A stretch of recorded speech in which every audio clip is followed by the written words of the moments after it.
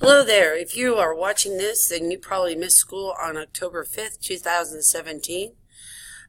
This is, I think, day 4 of the causes of the American Revolution. And accompanying this video is some fill-in-the-blank notes. So as you go through the video, please fill in the blanks, listen to the stories, and watch the videos.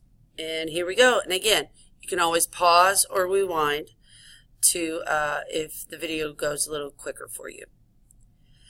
I talked to the students about a new tax that you don't have to know, but I wanted just to make an emphasis on it, that this was called the Townshend Act. The Stamp Act was repealed, but a new tax was put in on tea, glass, lead, paper, and paints.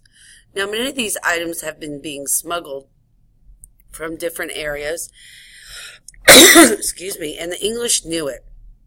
So they allowed soldiers to search anyone's home that they wished to without a warrant.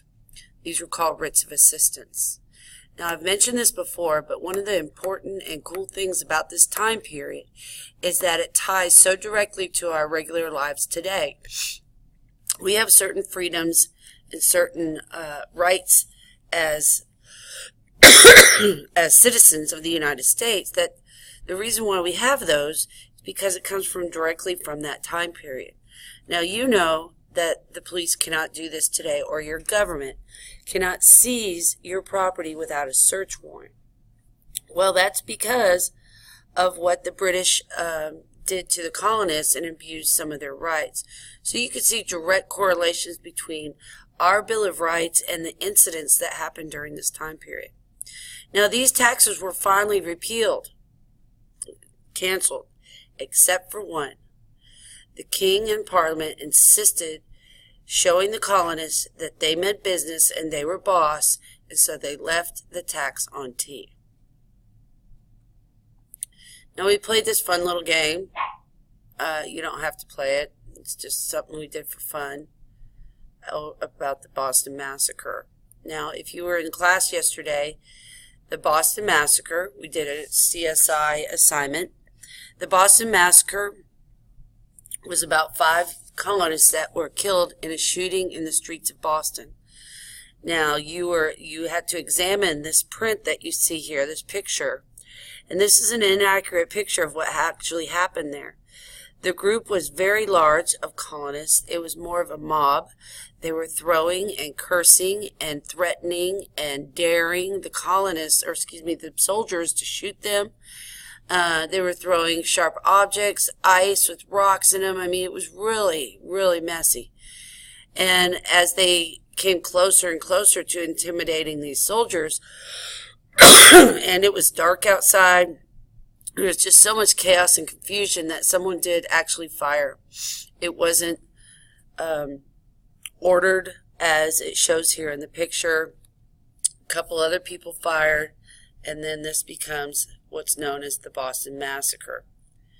Now, the soldiers get arrested, and they're going to be put through a trial, but they are found not guilty. They are found to be innocent because of self-defense. Now, you're wondering, then, why was this picture drawn this way? Well, Paul Revere, a member of the Sons of Liberty, wanted to entice and provoke people to uprise against the British. And if he bent the truth a little bit, and he did, of course, and sent this out to all the colonies, then they too would be ready for independence.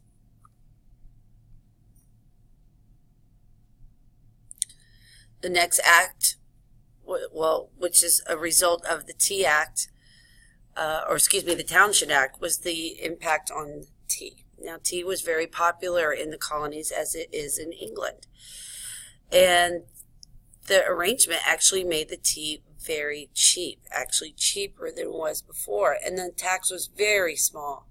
But at this point, it's not about the money anymore. It's always been about permission, the consent of the colonies.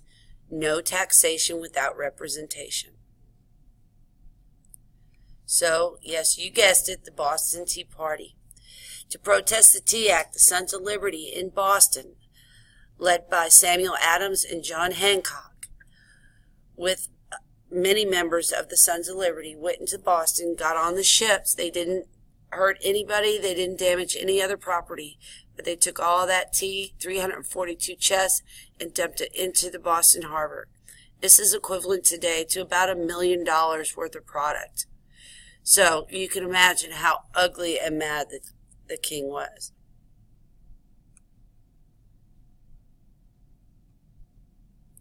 Again, another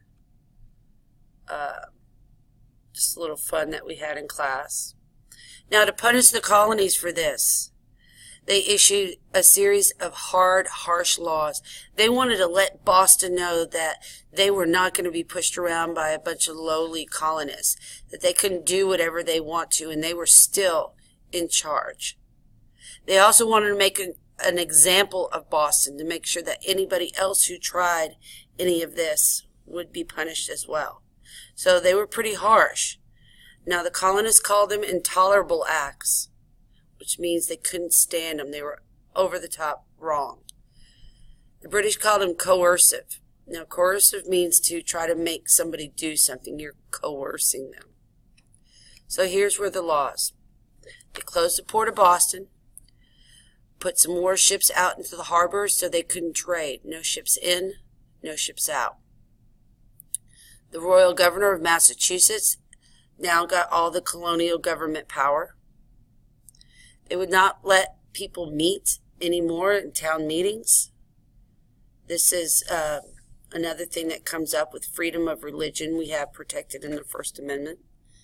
And they sent more and more troops into Boston. Boston has become almost a military state. Redcoats all over, all carrying weapons. So it was a pretty bad situation. Now, at this point in the lesson, I went ahead and stopped everybody, because tomorrow we're going to see how they react to these. Now, people are whispering in the colonies, and they're whispering about independence. So we're going to talk tomorrow about what they decided to do. I directed all students to take out this pause and reflect sheet. You got it on Tuesday. It was a reading sheet with 4 squares in it. You started it on Tuesday, and we went ahead and finished it in groups today.